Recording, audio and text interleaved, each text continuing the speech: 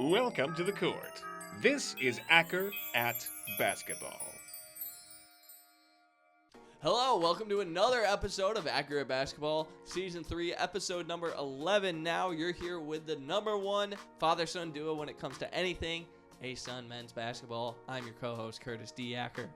And I'm Mark Acker. Hi again, Curtis, and everybody out there. Yeah, sorry for not getting last week's episode to you. That's what this was supposed to be. We tweaked it a little bit for this week. But yeah, we ran into a lot of technical difficulties last week. None of those this week. Hopefully we actually recorded the episode twice. Just didn't get to record it in full. But let's start off. We got 3 stories to tell for each team here coming into the season, giving a little bit of a deeper breakdown now that we're going to bring in the returners to our conversation as well, not only the guys that are incoming. But we got to start off on Saturday, the 17th. Austin Peay took on Southern Illinois, the Salukis. They ended up doing that over down in Illinois there. They weren't in Tennessee at home for this one. Ended up being a 84-79 loss, but some good showings from Rashard Marshall and Tyler Wagner as well, two incoming guys. So that was good to see from them. And we got a few more exhibition games coming up this week. Actually, this upcoming Wednesday, the 29th, we're going to be in Charlotte looking at the Queens game. That will be against, just give me a second here, Johnson C. Smith University, the Golden Bulls, which is actually, fun little tidbit there, someone from EKU played there last year. Do you happen to know who that is off your top of your head? Wow, you threw it at me. No, I don't know. You stumped me. I stumped you? He's a good three-point shooter, but doesn't take a lot of them. Can I give you a hint? Nah. All right, Asa White is the answer, everyone. Oh. So, anyways, let's move forward now into the Austin Peay Governors. So, this year, our 3 topics. We got lots of roster turnover, so what they bring in. When those returners played together, they actually won games, and then also some more team sets rather than that natural or individual creation going on here with this team. So you'll see the rosters thrown up as we're kind of going along here, as you probably already see right now. And let's get talking about it a little bit. So with this team here, I see probably a 3-guard set again coming from Coach Corey Gibson here. But I just don't know who's going to be that main ball handler. I would assume kind of the same as last year. Lax is going to take the point defensively, and then we're going to have another guy, maybe either Enright or Brookshire, be the main ball handler on the offensive end. McCovern's going to have a great year, or he's going to have to for Austin Peay. No, not have to. They got a lot of other good guys, good shooters on their team. But for his sake, big step up, obviously coming off winning ASUN Freshman of the Year. And by the way, if you're not mentioned today, Tate McCubbin was in a limited role when he started the season last year, sometimes not even getting minutes in games. So it can really happen to anyone. But yeah, what do you got some points here? Yeah, I think just for the first question the storyline that we have, what did they bring in? A depth of talent, a lot of different types of players to fill guard, point, ball handling roles, all the way up to bigs and everything in between. I think they really reloaded with a large set of talented players that can fill lots of different roles. It can be match, and so gives the coaching staff a lot of flexibility on lineup matchups. So that's what I see. I think as far as the roster, I think they're, from an offensive structure perspective, I see. You hinted at a lot of more team play. Rather than individual, if I can beat my man, I'm just going to beat him. I think I'd like to see them have a little more offensive structure. Dribble, drive, kick, right? Yeah. 2-man game, that kind of stuff. I'd like to see more out of that, especially with McCubbin's length. Right, you mentioned him as well. To feature that, he's ideal for that type of offense. Yeah, they just got to get away from the dribble handoff, in my opinion, and instead more attacking rather than perimeter play. Right. Yes, I agree, too. And again, I think they have the bodies to do so. Really hope Hansel Emmanuel has a healthy and full senior season. Yep. As well. Absolutely. Definitely he's looking to show out this year. Obviously he declared for the NBA draft in the offseason. Yep. Ended up returning for this season, but hopefully he can get some good minutes and earn himself a spot in the league next year. Right. As my dog abruptly opens our door here. It's probably going to open it again in a second. Anyways, let's move into the Bellarmine Knights. So, for the Knights here, definitely, I think you and I think it's going to be two different looks coming out from, or you and I have a difference in opinion of look of what Doug Davenport's going to do now that he's taken over here for the Knights. On the upswing, so better than last year. Definitely not going to be as down from last year. In your words, better depth this year than last year. I think so. Yeah, they'll practice harder because of the depth that they've created with the players that they brought in. First of all, I'd say Coach Doug Davenport taking over from his father. He's been an assist. Doug's been an assistant for since I think it was 2016-17. So definitely a lot of continuity in program. But hopefully, some new fresh energy and new ideas to tweak what they've been doing well to begin with. Yes. Yes. So let's talk about our difference in style, though. So I see it as more, I'm going to predict a more traditional starting five lineup. Right. And with play style, definitely. I don't think we're going to see Kurzinski at the 5 as much. I think he got forced into that role. Yep. And I think that's why Ben Johnson had a down year, too, as well. He was forced to play outside of the role that he was used to playing. And I think this year they've got 3 different bigs that I think Luke Anderson might be ready to take another leap.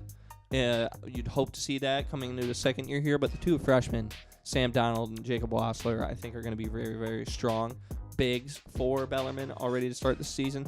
Not going to force Karazinski to play inside as much, even though he is great at drawing contact and getting into the line. Right. And then you got 3 guards / forwards in Good and Doyle and Waddle that can kind of ball handle and carry that role, and then plenty of depth off the bench to come emphasize a better season here for the Knights. And I think their bigs are going to be motion bigs. You mentioned Donald. I think he can play inside and outside. For example, I think all their players can do that. So that's where I feel like they're going to be more a general motion, sort of a positionless type of offense, but a positionless kind of offense where whoever's out, you're going to look for a matchup and that's benefiting them to challenge, right? Where they feel they can find a weakness and challenge off of it. To me, they can do that from anywhere with the lineup that they have and the roster that they have here. So that's why I see that. That's my prediction as to what I think they're going to run from offensive sets. And I hope they run more too. I think they've got more athleticism. So I hope they get a lot more fast break points and quick baskets. Yeah, I'd like to see that. I think they I want to see defensive intensity this year, too. You bring in some guys back that did show some defensive intensity last year, but I think it needs to be better as a unit overall this upcoming season. Oh, for sure. That's I'm with you there. Agreed. I think their defense will be challenged the most, for sure. Yes. Now, let's move into another team that finished towards the bottom of the standings last year, but hoping for the upswing this year is the Central Arkansas Bears. Yep. So, we got John Schulman here, 11 point guards, but they did intentionally go out and get some bigs this offseason. How is that going to affect their play in the lineup? How is it going to affect that style of play that they have? 3 big names returning this year as well to the Bears. We've got Javion God King, who sat out last year with what is believed to be an ineligibility issue. Ty Robinson, who hurt his leg last year. Tyler Robinson's back now, being one of those highest recruited Arkansas players ever from the state. And then you've also got the return of Cameron Hunter coming back as well. Got some Big 5 time last year in the or Power 5 time. I said Big 5, Power 5 time. And then now he's coming back, hopefully going to light it up for the Bears again this year. He is projected to be on you got preseason ASUN team mentions. So definitely expect, would expect him to come back and try to pick things up from there. Yeah. I see it. I know your starting 5 lineup that we had, which we aren't showing you guys at all. We're just kind of this for talk for us. But you see more of a perimeter team again this season. I see much more of an inside team. I think the inside for me isn't proven, so I kind of was looking at it as an initial. Where are they going to start off with? Mm-hmm. A little bit like we talked about with Bellarmine, a little bit of the positionless. I think they're going to shoot a lot, or I'm hoping they're going to shoot a lot of threes. I think they have the skill sets to do so. So, and again, I'm worried about their defensive end, their ability to cover there. You mentioned the 3 returners, but that's huge. That they're back and hopefully healthy and can contribute the whole season. Yes. 3 gaps that they didn't have last year. So bring that familiarity with the program in with how many, I forget, there's 8 or whatever, the new 8 or 9, I think it's 9 new players to the roster. So they need that continuity to deliver those 3 players. Yes, yes. And I see it coming from the bench as well. I think guys like Chris Mason are really going to contribute from Mason might be a guy that ends up securing that starting 5 spot. But I'm really excited about him. We're both excited about watching Chris Mason. Well, yeah, play he's on just offense. such a unique player because of his, obviously, the way he's built. Very similar to, who's the guy? The guy that played for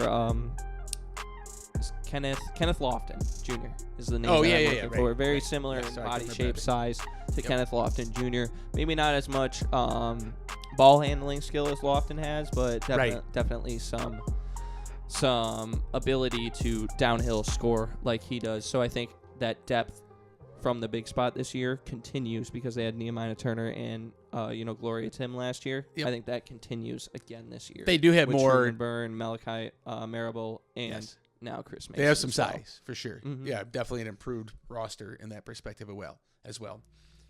So let's move into a team that's kind of used to the other side of things, which is the Eastern Kentucky Colonels here. So very exciting roster. Lots of depth coming out here. Deep team. Even despite some guys that redshirted all year last year, A.W. Hamilton was not afraid to go out and get guys like that, which I really love because it shows that they improve. Like their focus was improvement all season. You're not playing in any games, so your focus is purely getting better at that time. Postseason experience also coming out of Juan Cranford Jr. and Amar Knox, 2 incoming guys that we expect to probably be in that slotted right into that S5 right away. They played against each other last year in March Madness. Helps bode for if EKU is able to get there this year. Hopefully it's that experience they learned last year can get them a win. And let's talk about your main concern, though. Too many mouths to feed? Too many mouths to feed.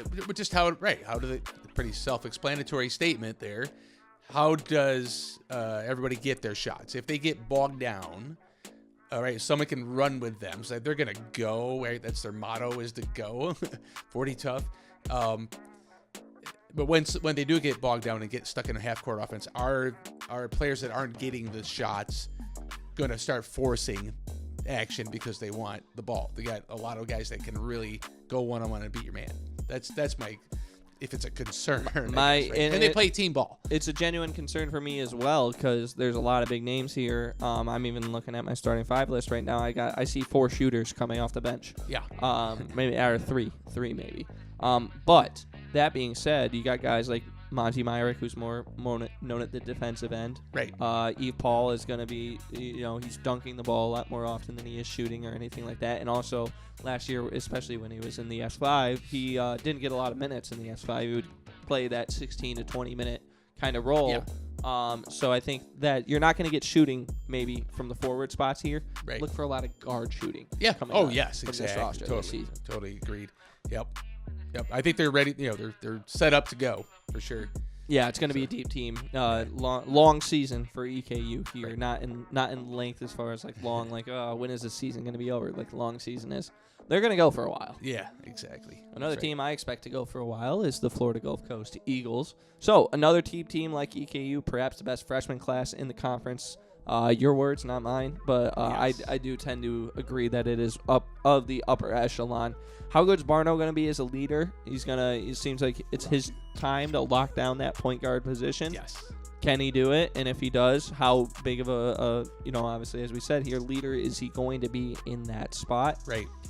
Very interesting. So they said they're going to throw a lot of lobs, a lot of fun style play, according to Pat Chambers himself. Said there's a lot of question marks on the team, but he really likes the way the question marks come together. Kind of took the words right out of my mouth when I was already thinking about this team in general. Was that it's filled with question marks. Guys are going to have to step up into new roles this year. Right. Ones that filled. So they had a strong leadership team last year that left, right? So a lot of the guys that were going to be counted on this year for more minutes filled nice roles towards the year as the year went on last year. Yes, they did. Right. How are they going to take now a leadership role with the next wave coming in, and then a nice experience. Jared connecting it is for one example, right? Comes in with a lot of experience. Huge from coming in from Notre Dame, playing a very similar start. It was a part of the rotation, sometimes a part of the starting lineup. Yeah. Definitely, that's a big piece coming in here. I really like Isaiah Malone as well. Just that lob and defensive ability that he's got. I don't know if he's going to be S5 or not. If he's going to come off the bench or if it's going to be a permanent role as the slotted, I think, 5 if he does play in the starting 5 for sure. But yeah, that's another exciting spot that we haven't really lightened too much yet over the course of this offseason. Yep, and you mentioned Barno. Someone's got to stir this drink. I think Barno's the guy. If he does, he could be a player of the year candidate in conference. Honestly, ooh, how about that? That's a take. That's a take right there. It really can. Very certainly could happen. Hopefully, he does step up and grab those reins this year and get that permanent one spot locked down. Yep. Let's move into another Florida team, though. This time, the Dolphins of Jacksonville. So, much different roster this year than last year as well. Chris Arias did get preseason team mentions, and he is a part of that team. But I think it's going to be a completely new overhaul starting 5-wise compared to last year. Going to have to be.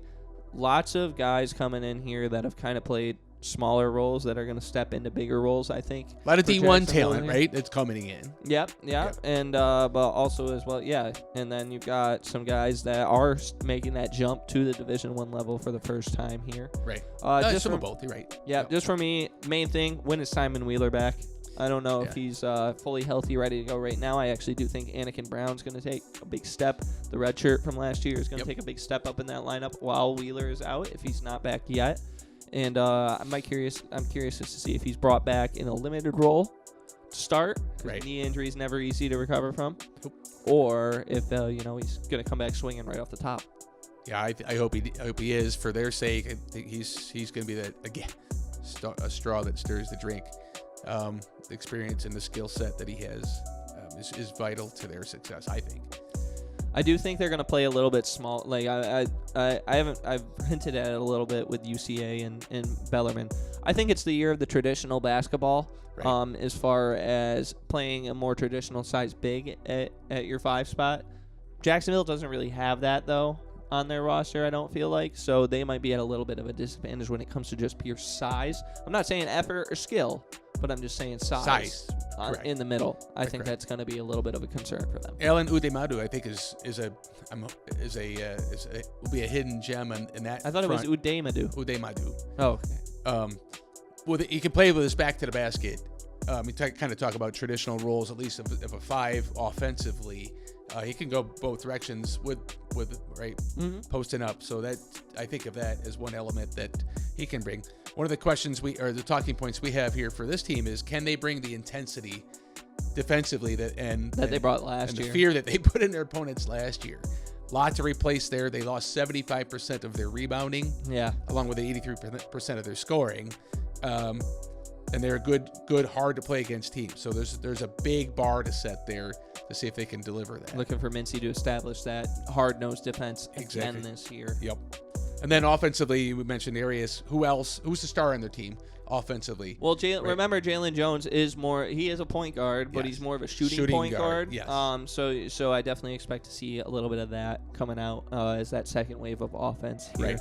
Maybe third kill and Jordan pitching. Right. They may not need a star offensively, but you kind of replace McCray kind of mentality, right? You got to have somebody that's really just going to drive it. Look for a balanced scoring system, I think, is what we're both thinking here in that regard, as opposed to having a Robert McCray type of replacement. I think this next team, the Lipscomb Bisons, is going to be pretty balanced scoring overall. I do think Ethan Duncan's going to take the charge. It's probably going to be option 1 most of the time, but I'd expect a very even starting line, even spread across the starting line, even just across the whole entire lineup here for Lipscomb. I think there's a good chunk of 8 or 9 guys that are going to eat up a lot of minutes. And unfortunately, this really good freshman class, I think, gets sat out because of that. Yeah. Lots of overturn, obviously. New head coach and Kevin Carroll. But once again, like with Bellarmine, lots of familiarity already with the system and the program already. Yeah, since he was 14 years old? Is that what he knows he's been involved in the program at Lipscomb? Pretty much. Somewhere in there. Homegrown right there. Go ahead, check out our interview with Coach Kevin Carroll if you'd like. So, loss of the Big Four, though. Who's going to eat up those minutes? As I said, to me, those 8 or 9 guys are going to eat up those minutes. I don't see a lot outside of that really getting eaten up here. Right. Take it away. Seemed like you wanted to speak. Well, you kind of hinted at it already.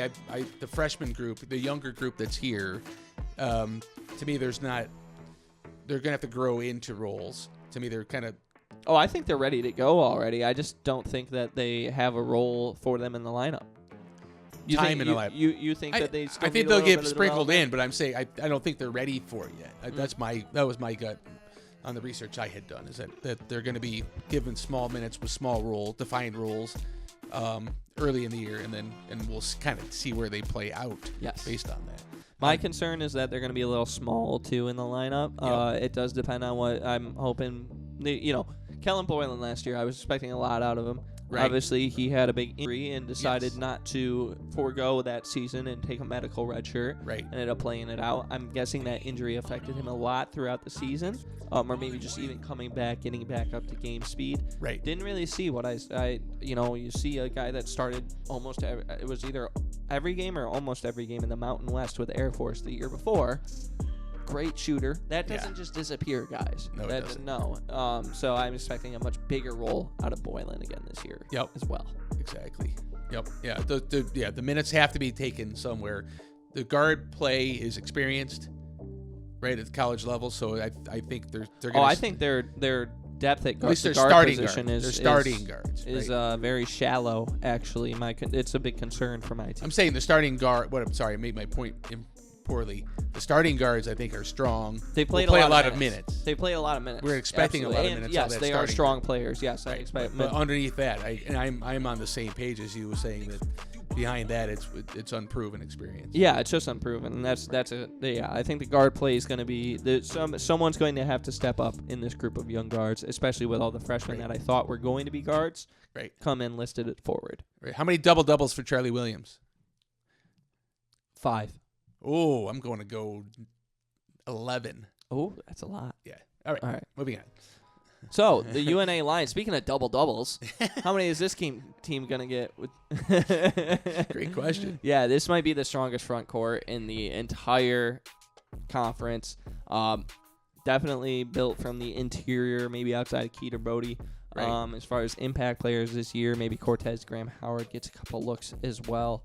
Couple of the other guys that are coming in here getting that first impression here at the Division I level. But I mean, your entire starting lineup, pretty much, maybe outside of Keeter Bodie, is going to be returning guys from last season. Yep. And exactly. For me, that obviously shows great strength, finishing as co-regular season champions with Lipscomb last year. Didn't really have to go out and bring in a whole lot. That means you got a lot of winning already built into your organization. Only 4 new players to the roster, the least turnover from in the conference. Yep.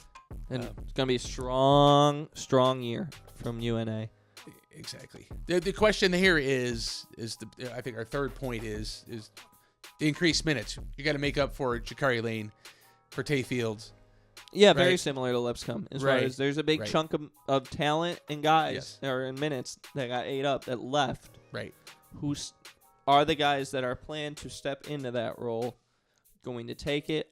With UNA, I imagine it's a yes, for me at least. Yeah. And I expect another top finish out of them. But I think we got to watch just who are those leaders going to be on the back with the backcourt. Oh, I think it's Kanan Jefferson. Dante Bacchus is due for an increased year. Dallas Howell's back for another year, and then this guy, number 5, or playing in the 5 spot, Cornelius Williams. Yeah, He'll be all right. Yeah. He's okay. He's decent. He's okay. He's decent. Tune in to next week when we release our predictions for who's going to win ASUN Player of the Year, ASUN Freshman of the Year, ASUN Defensive Player of the Year, and ASUN Newcomer of the Year. Did you just give something away there, maybe? No, but he's definitely in contention. I'm not saying he's definitely there, but he's definitely in contention. Yeah, I'll spoil it. He's my player of the year. So, anyways, let's move into the UNF Ospreys now. Another team that has moved on from their head coach, not by their choice, but by choice of Matt Driscoll. Matt Driscoll's in Kansas now as the associate head coach, which means Bobby Kennan gets to step in that same role that Driscoll left for. Bobby Kennan's been in for the past few years here with UNF, and now he's stepping into the role as the head coach. First of all, I just want to get this out of the way real quick before we actually talk about the team. The picture that he posted of his staff member's son that was just out there out on the rolling foam pits and stuff like that. Like him just saying like that's what basketball is out about. It brings me a lot of joy for what's coming for this team here. Yeah. But I didn't write this. You wrote this. On paper, potentially the weakest roster in the conference. Well, someone's got to be. Yeah, I mean, I don't think it's the weakest roster in the conference, personally.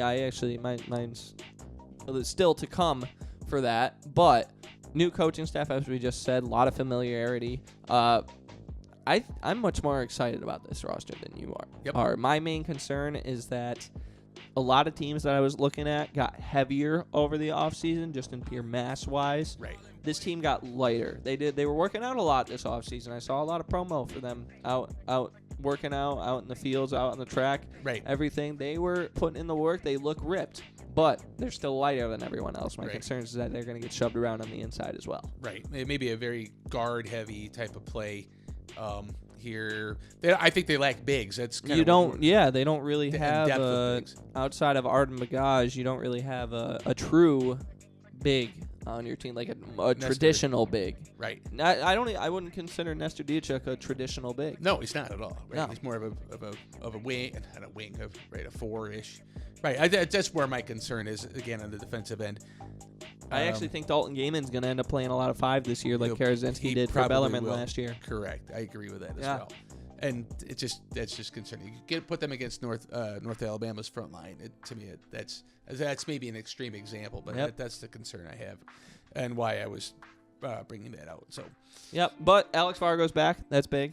That's going to provide some nice scoring from a depth spot. He can score over. He scored over 40 points a game 9 times, I believe it was, in JUCO. Yeah, in one season. Yeah, so 40, not 30. 40. So it kind of similar with Simon Wheeler. I don't know when what kind of role he's got. If it's limited, if it's not. I imagine the same thing actually with Tyler Robinson and Javion Guy King for Central Arkansas. I don't know if their roles are immediate. I'm coming in and eating up a lot of minutes, but I think they're going to work in and develop to that point. Certainly.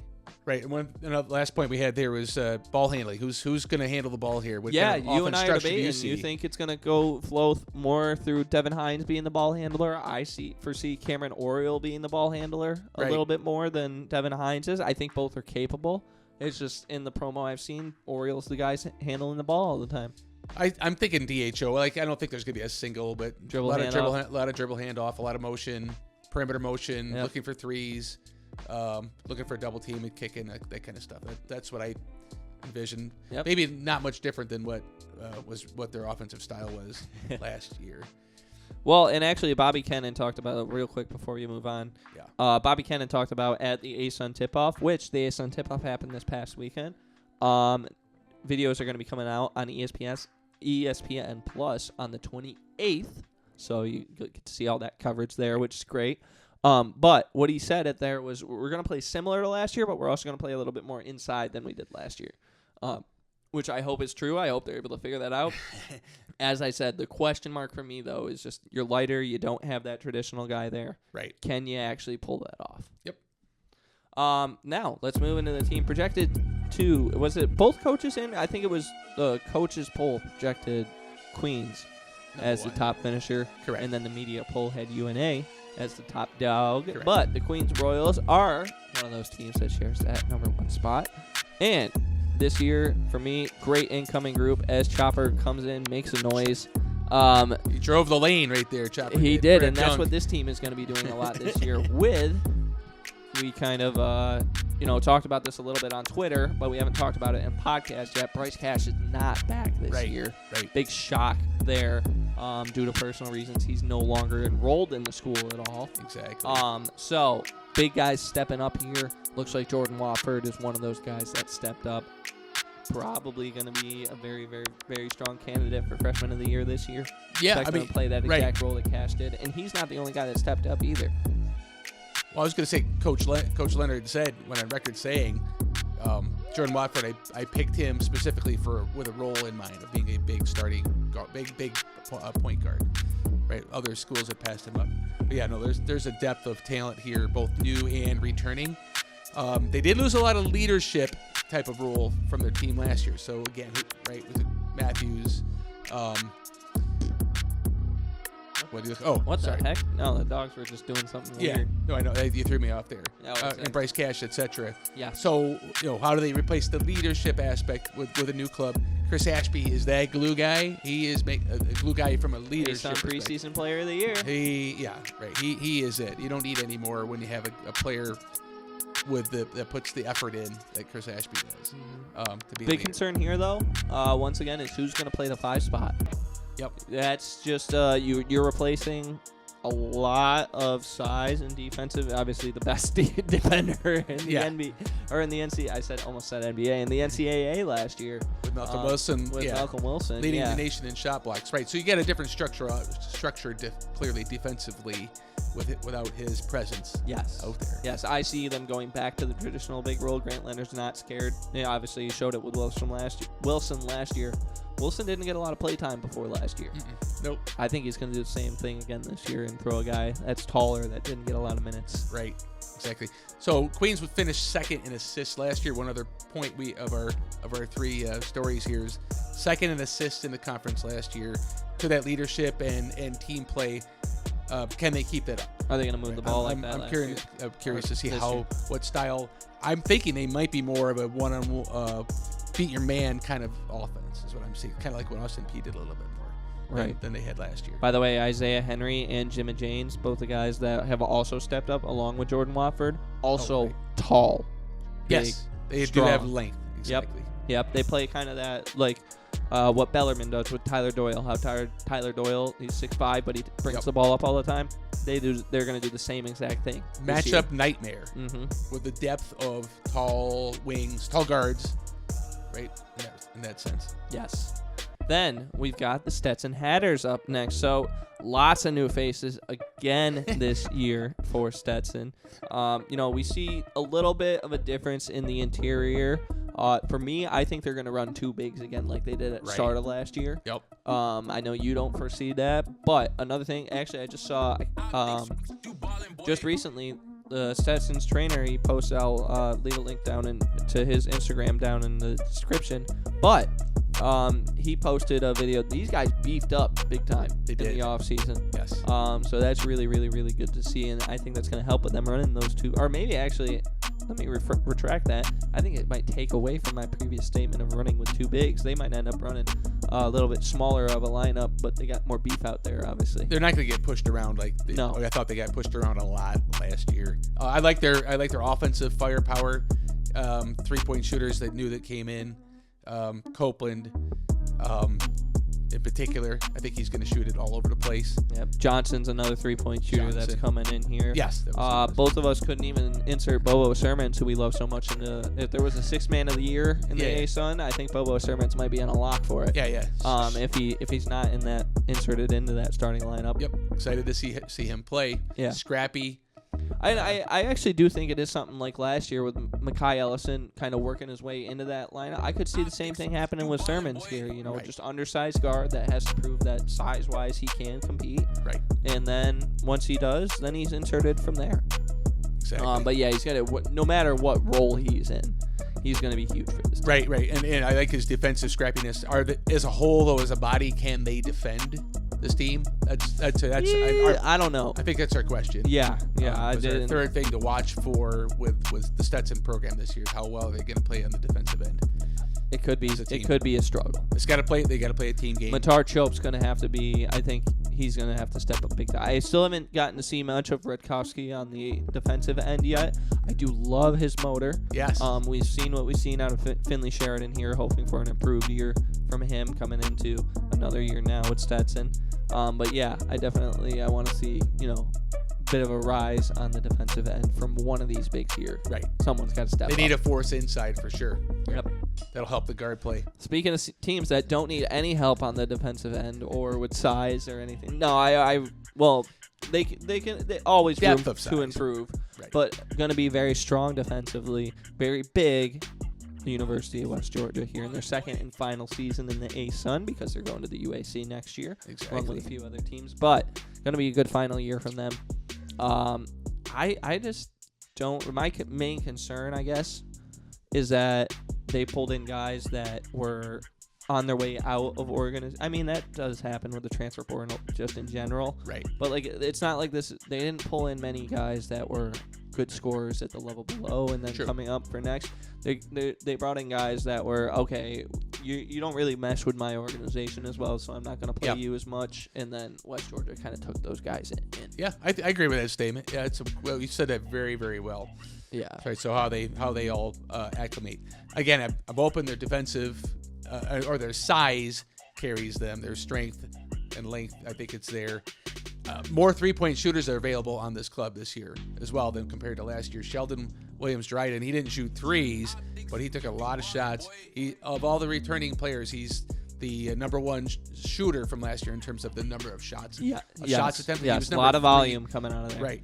They're not going to need to need to count on him for that. Not that he can't, right? But Jones, Zucic, I think Malcolm Noel is going to shoot it more this year. Hopefully Colton Griffin gets more time. What's Shavar Daniel going to do? Is he going to... That's a good question. Yeah, I think he's a lock to play their 5 spot. Right. But then I think size becomes a question again, too, as far as at that specific... You don't have a lot of guys that can play the 5 spot here. You got... Unless it's one of those redshirt freshmen that steps up. And then, right, yes, great point. Exactly. Yeah, that's where... Several return, 5 or 6, I believe, returning...